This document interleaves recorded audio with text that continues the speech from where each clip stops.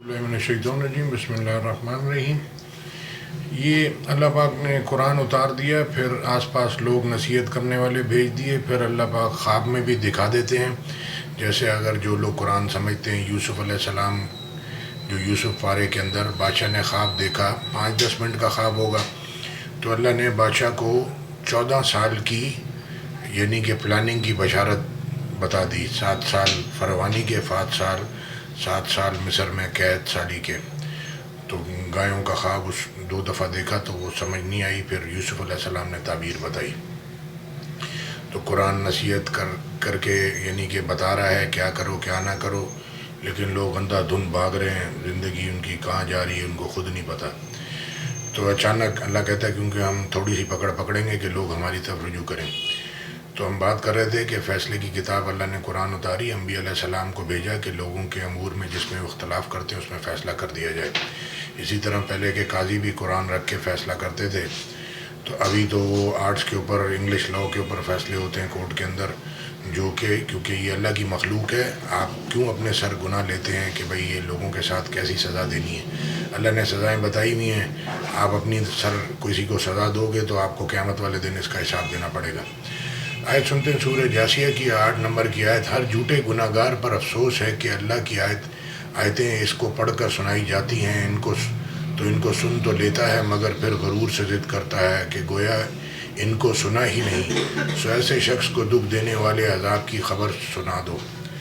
تو یہ جو ہیں لوگ اپنے حساب سے لوگوں کو مشورے دیتے ہیں، اپنے سر گناہ لیتے ہیں۔ اللہ نے کتاب میں بتایا ہوا ہے کیسے حالات ہوں، کیا کرنا ہے کیا نہیں کرنا۔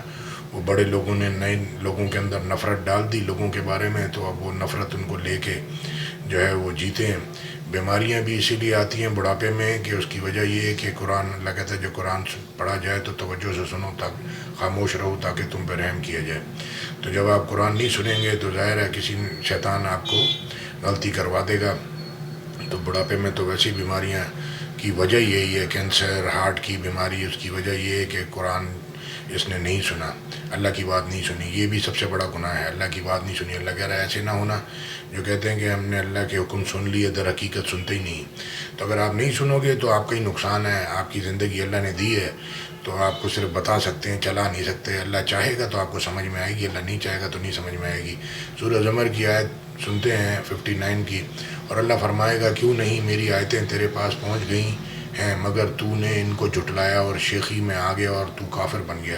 شیخی میں یعنی کہ ہوشیاری جس کو کہتے ہیں، اپنی چلانے کی کوشش کے اندر خود بھی گیا، ساتھ میں اس کی فیملی بھی گئی، لیکن اس نے جو ہے وہ اللہ کی بات، اللہ اس کے فائدے کے لیے بات کر رہا تھا لیکن اس نے شیطان کی بات مانی۔ اللہ کہتا ہے اگر ہدایت کا راستہ دیکھیں تو نہ لیں، اگر گمراہی کا راستہ دیکھیں تو فوراً لے لیں۔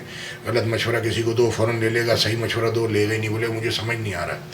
تو اسی کی دوسری آیت بتا رہی ہے 71 نمبر کی، اس کے دروغہ، جہنم کے دروغہ ان سے کہیں گے کہ کیا تمہارے پاس تم میں سے پیغمبر نہیں آتے تھے جو تم کو تمہارے پروردگار کی آیتیں پڑھ پڑھ کر سناتے اور اس دن کے پیش آنے سے ڈراتے تھے؟ کہیں گے کیوں نہیں، لیکن کافر کے حق میں عذاب کا حکم متعلق ہو چکا تھا۔ یعنی کہ اللہ نے کتنے لوگ، اللہ پاک کہتے ہیں کہ کتنے جن و انس جہنم کے لیے بنائے، یعنی کہ ان کو سمجھ ہی نہیں آئے گی کیونکہ وہ بنائی جہنم کے لیے، وہ اپنے راستے پہ ہی جائے گا۔